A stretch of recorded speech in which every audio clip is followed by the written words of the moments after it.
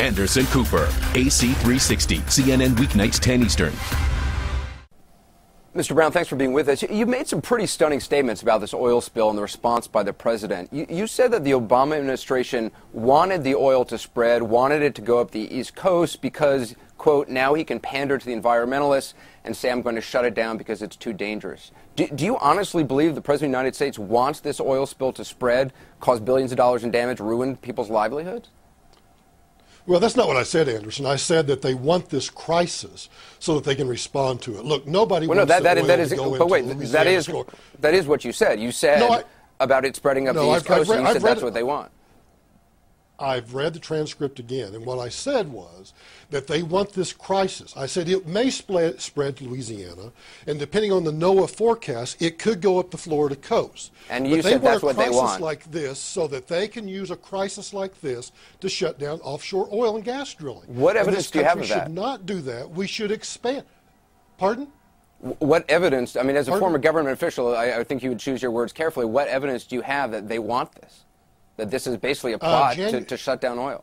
In January, the president gave an interview to the San Francisco Chronicle in which he said that cap-and-trade legislation should be as strong as possible so that anybody that wants to use carbon, coal, oil and gas, whatever, that it would be so expensive that they'd end up going bankrupt. The president wants to move this country away from a carbon-based energy supply my question is, to something else. My question is, what evidence do you have that the president of the United States wants this spill to spread, wants it, that they want it to go up the East Coast, that they want this so that they can shut down oil drilling?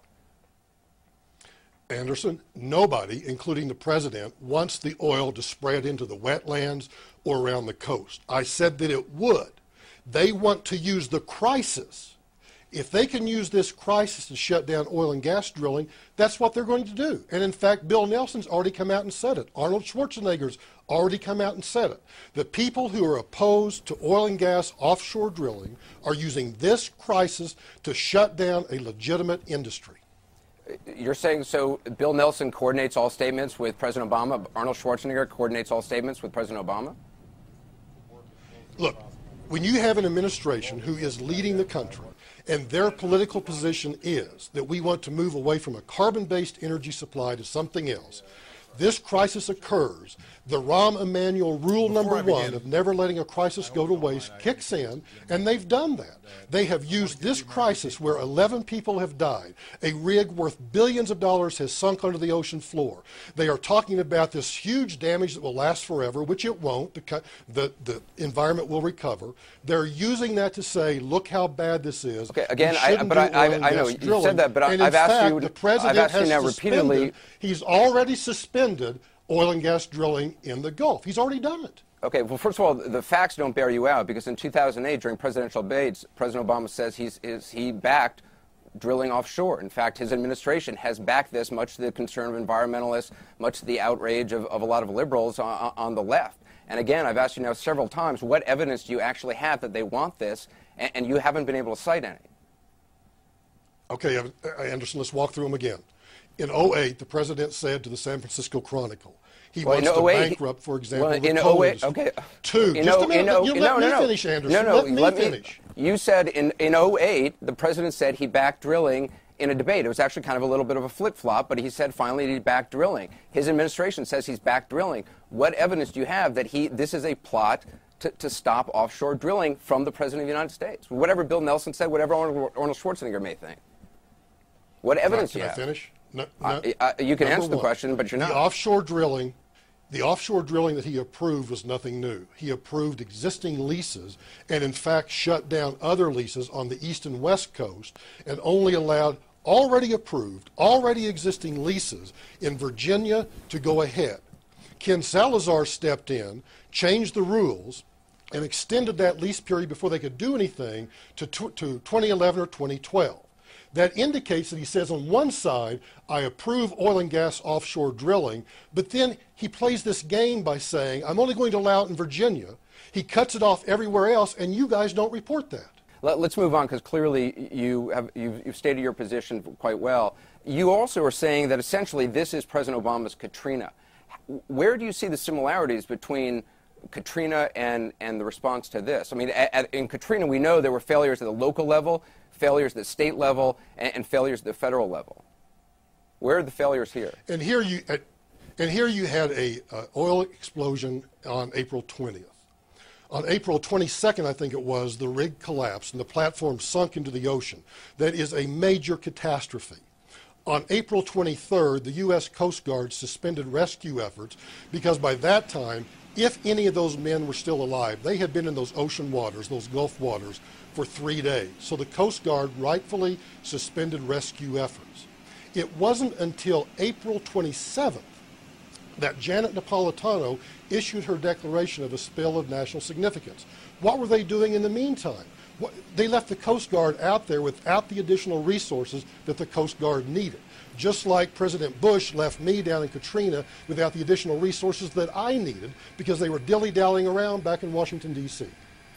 According to the White House and according to public records, the day after this disaster occurred, and this wasn't a predicted disaster like Katrina, this wasn't something that had been role-played and that there were days of preparation for. This was an explosion, which at this point, the reasons for which we still don't know and exactly who's to blame.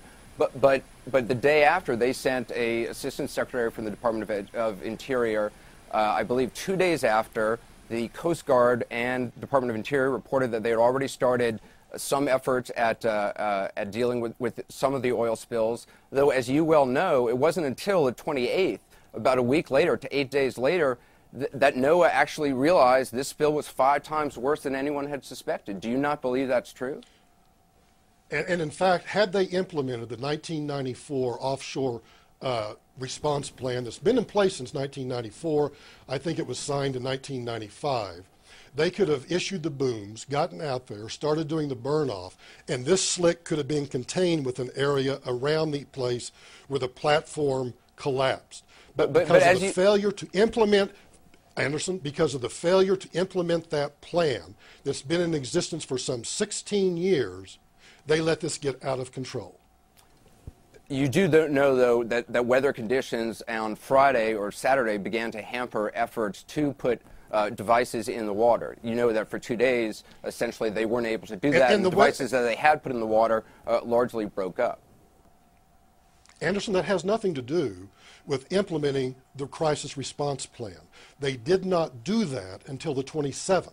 Then when they finally did it on the 27th, a plan that's been on the bookshelves forever, when they finally did it, then they discovered they didn't even have the equipment along the coast that they needed.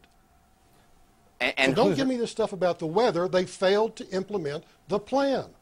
I'm not here to defend the Obama administration, and I don't know that the evidence, I think more needs to be looked into what sort of oversight the administration had on BP from those earliest days. Because basically what we're hearing from the White House now is, look, we were taking BP's word for it.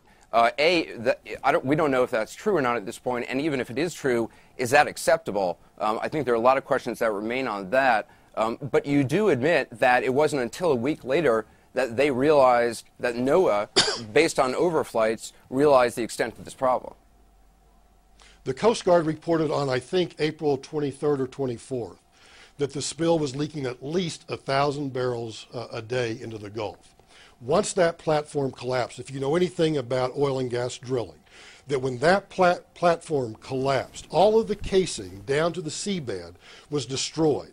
So now you have an explosion, and if you had 1,000 gallons during the fire, you might as well assume that you're going to have double that, if not 5 times that, which is why that plan should have been implemented, invoked, and something done the minute this thing broke out. They didn't implement that plan.